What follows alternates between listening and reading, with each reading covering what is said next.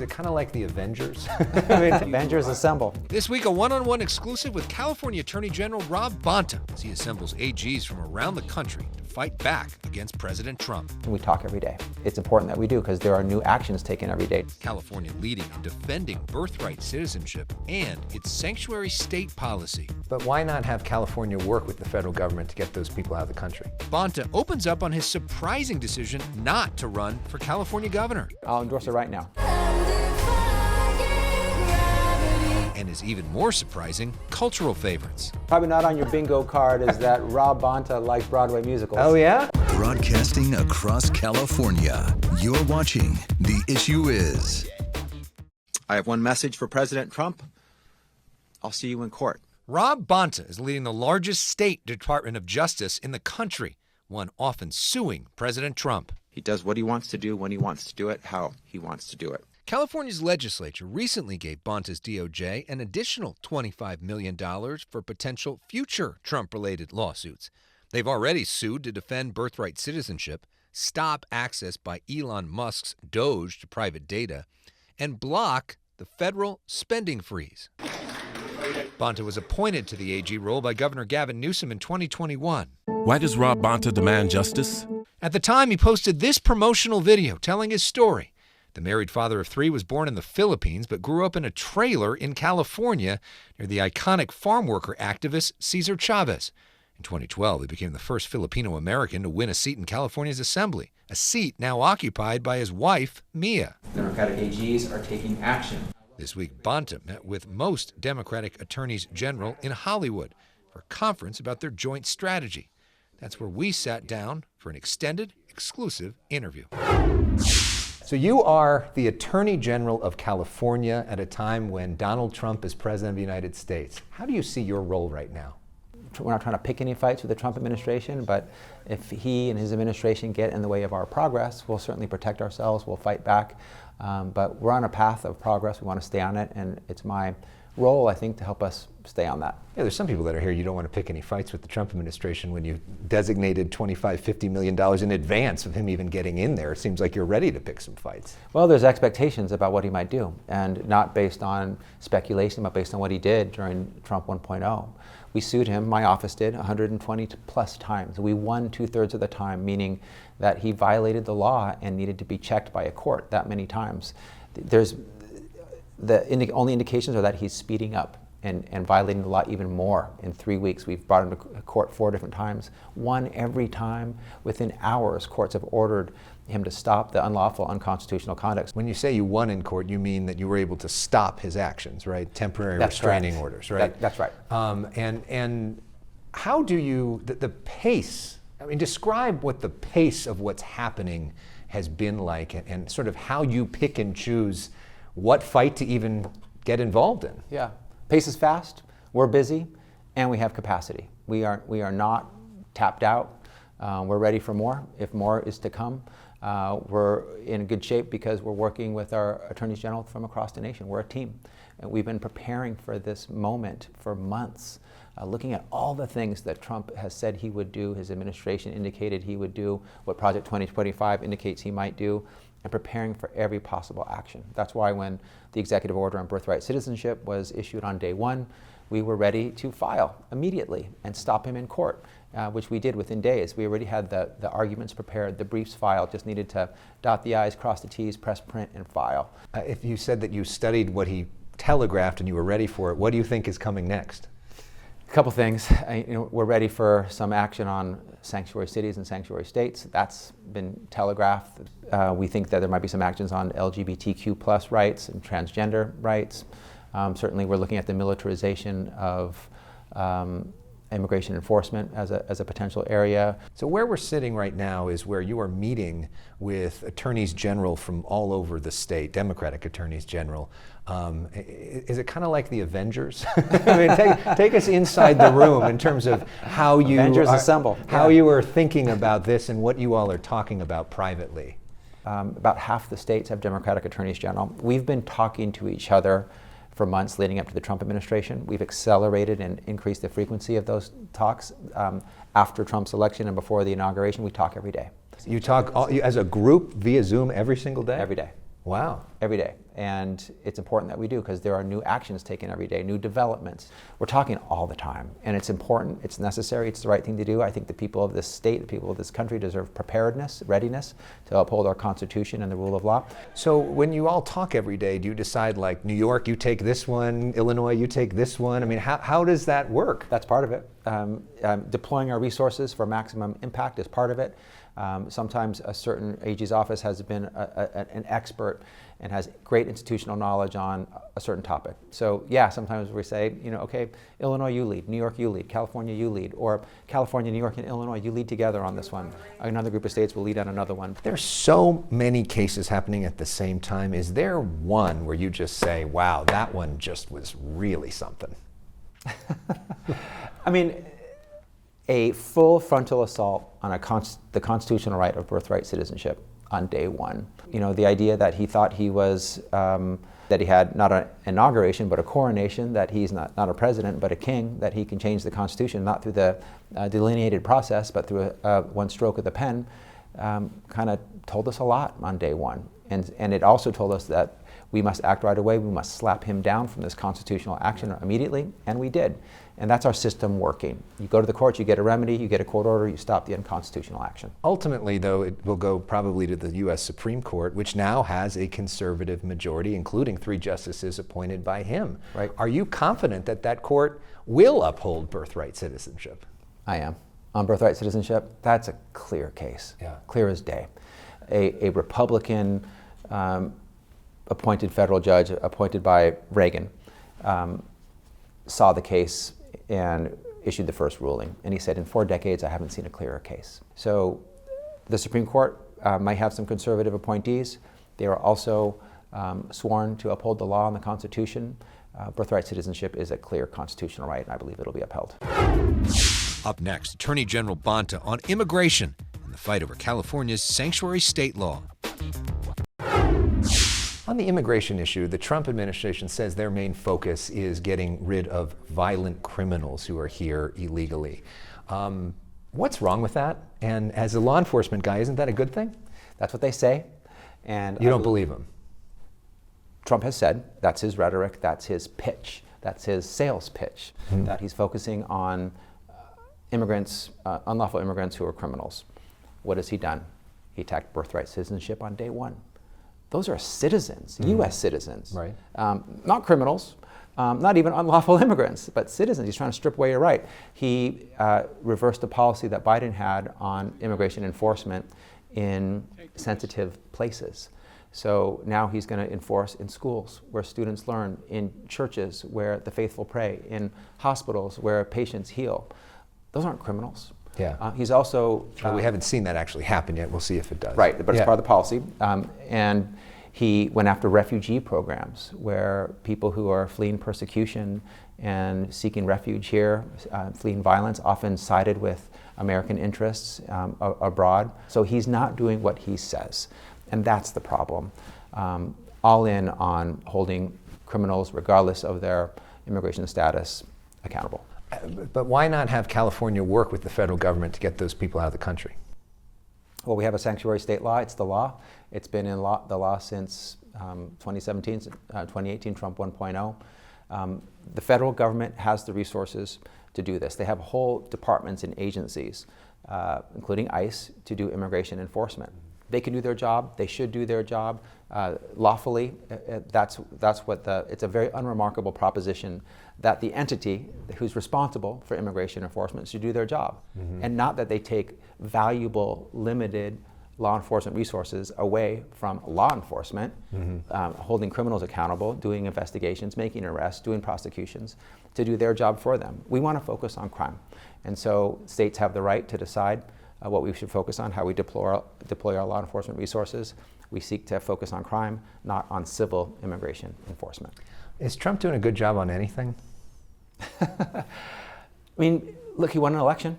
I think he's overreaching in terms of what he thinks his mandate is. I think there's no mandate. I think people wanted change. I don't think they wanted consistent violations of the Constitution, consistent breaking of the law, ending of critical, essential federal services and programs. But he was able to earn enough votes to win a presidential election. That's no small feat. And I'm always hopeful for our presidents to do well. If they do well, then our country does well. But unfortunately, he's fallen down in a number of places that our actions have shown by holding him accountable in court. And part of the reason I asked that is I was just with Governor Newsom earlier, and he said that he was just at the White House with the president. As you know, with me and the president, I call balls and strikes. We had detailed conversations, rare if ever you'll have with the president of the United States. Perhaps that's the developer in him.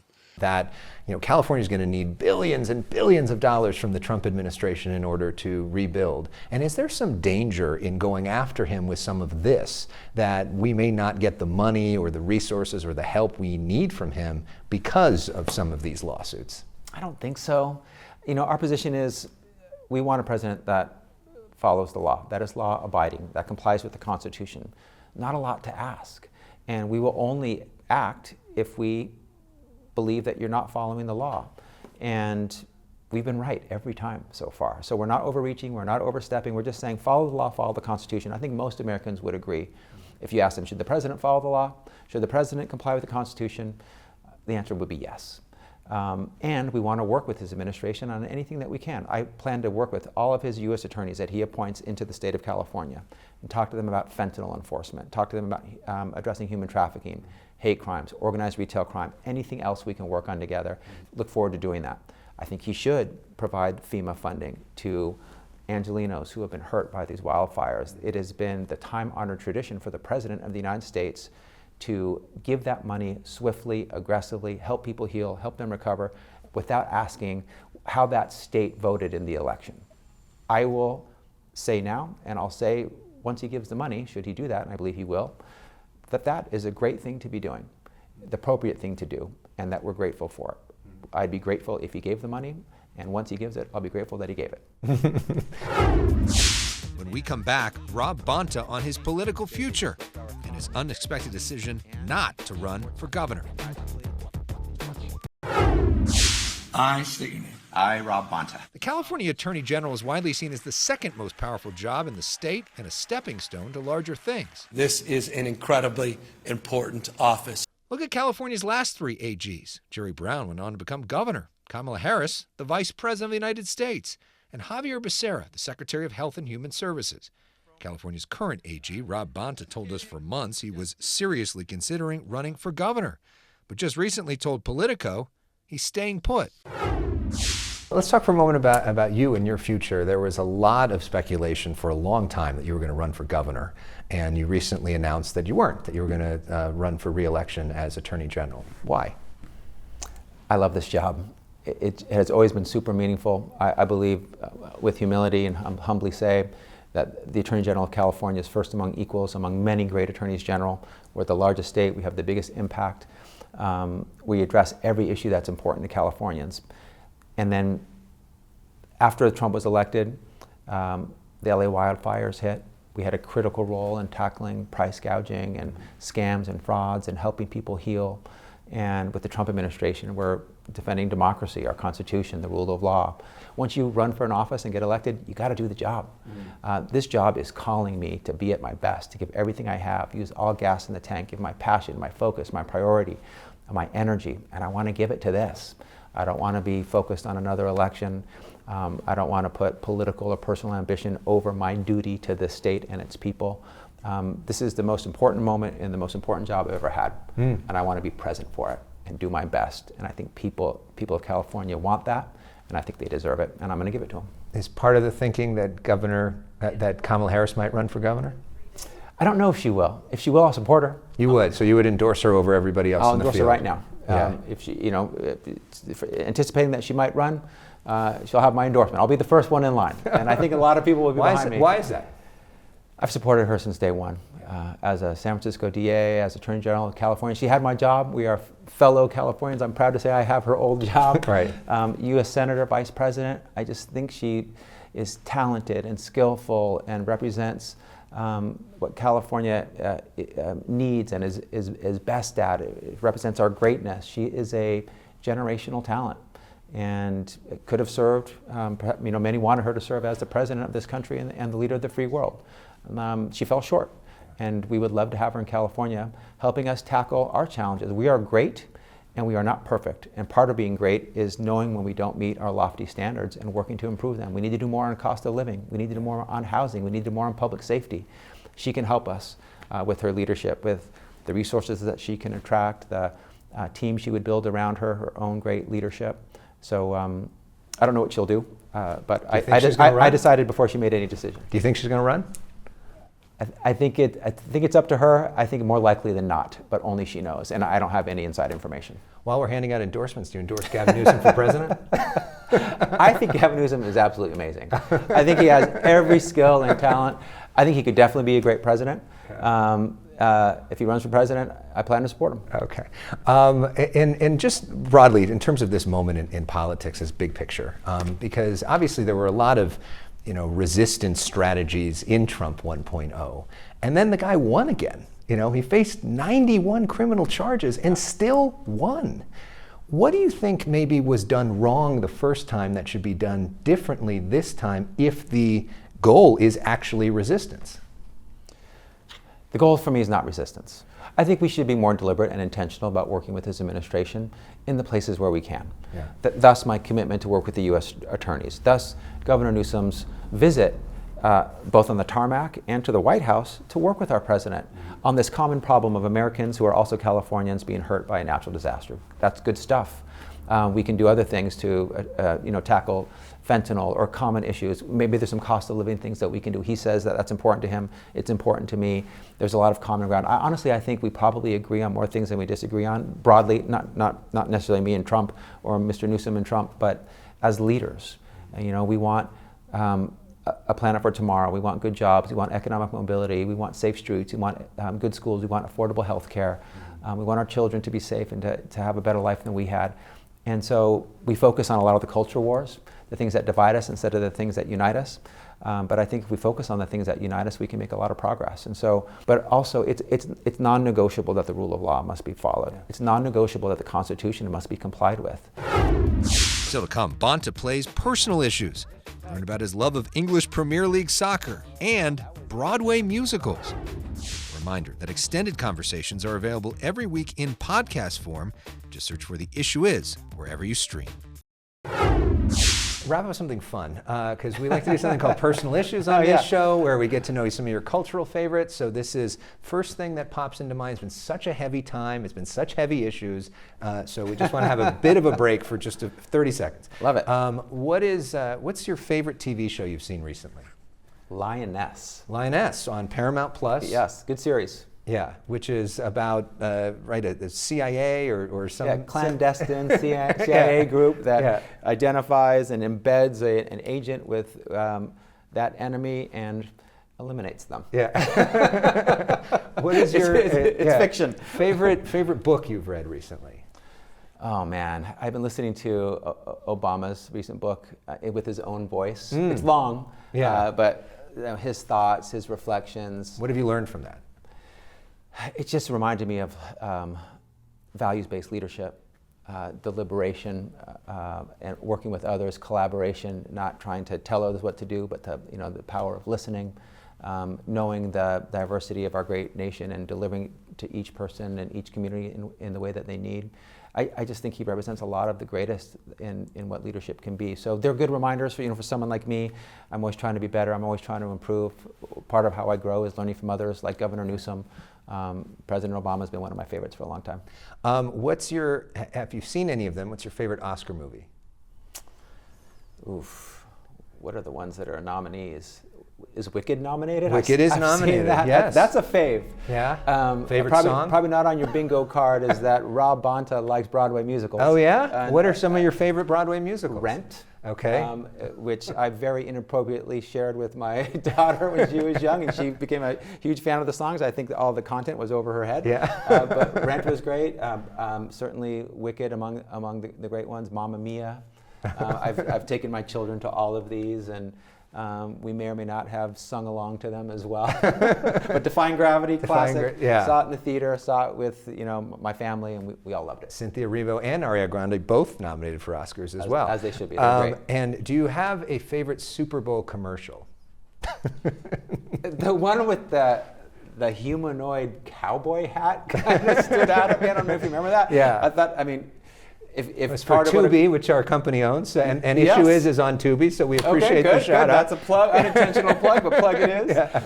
It just stood out. It was memorable, and if that's what a commercial is supposed to do, stick in your mind. Have something that was unique and original, never done before. They accomplished it. And what is your favorite way to relax in the midst of all this craziness? It's ridiculous, but I spend too much time watching English Premier League soccer highlights. Okay, well, we know you're a college soccer player. You're Yes. a very good soccer player. And who's your team? Thank you. The very good Or your part club, is as we very should say. debatable, Yeah. but I'm grateful that you You said it. dominate against the other legislators every year, so at least you Right, got that. I'll take Yeah. it. I'll take it. Yeah. Take what I can get these days. Yeah. Manchester United, longtime favorite, struggling, so it's very painful now. So you got to go through the dark times before you get the bright times again. But Lionel Messi, best player of all time, huge fan. Now playing in Miami, was at Barcelona. Love him. Got to see him live here when they played LAFC. Yeah. So that was great. And last question, just your bottom line message to the people of California at this moment in history. I got your back. Your AG's fighting for you. We see you, we value you, we hear you. Cost of living, safer streets, healthcare, housing. We see you, and we're going to work on all those issues. But this is a tough moment, and so for those who might see it as a dark moment, don't despair. Have hope. Have optimism. We're fighting. We're resilient. We are frickin' California. Not cursing. That is an official not curse. And we will continue to be great. Though there might be some challenging times ahead. All right, do you want to sing Defying Gravity on the way out? I do not. I absolutely do not. AG Rob Bonta, thank you Thanks, very Alex. much for the time. Appreciate Pleasure. it. Thank you Pleasure's very mine. much. Thanks for That having was me. interesting. We learned a lot. Who knew? Now it's out. People will appreciate Broadway musical. People will appreciate that. Broadway Bonta.